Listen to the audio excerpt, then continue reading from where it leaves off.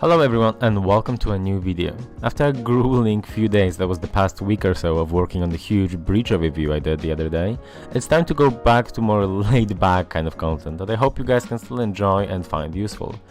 So as you know from the title, today I will be talking about my preferred perks for Nobushi and the perks that I believe to be the best.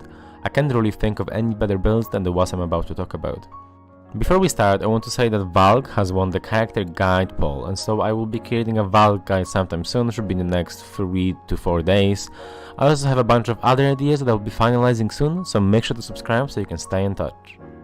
But alright, now we can start, and first I think I should do a very quick overview of the perk system, as Ubisoft has, as per usual, not put the necessary information in game. If you want a slightly deeper analysis, go watch Freeze's video on the topic that will link in the description, and basically, I like to think of perks as tier 0 feats that you have from the beginning till the end of each match. Once you have the correct gear for them, you do not have to do anything else in order to reap the benefits. And so you have to get each perk you want to 600 points and then you can use it. But there is a catch. You cannot have all perks at the same time. Each character is given 7 to choose from, and depending on the gear rarity that you have, you can activate up to 3 perks at a time.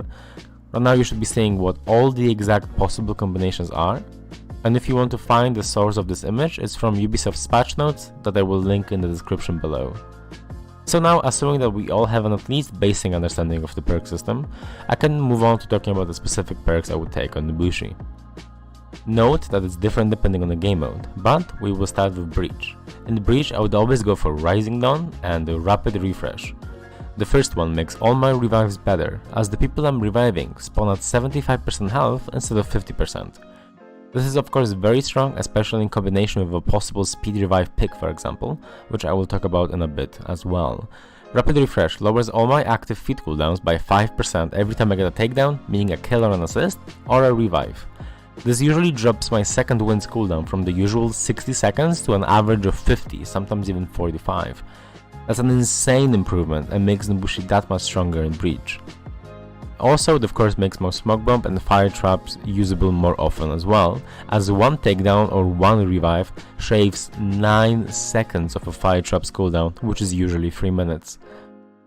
Think of how many takedowns and revives you can get in the span of 3 minutes. My fire traps are usually available every 2 minutes and 10 or 20 seconds or so.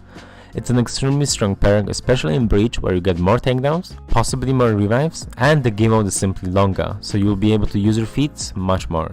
Also remember that Captains and the Guardian are also count as takedowns. That's one nice way of shaving some additional seconds off of your cooldowns.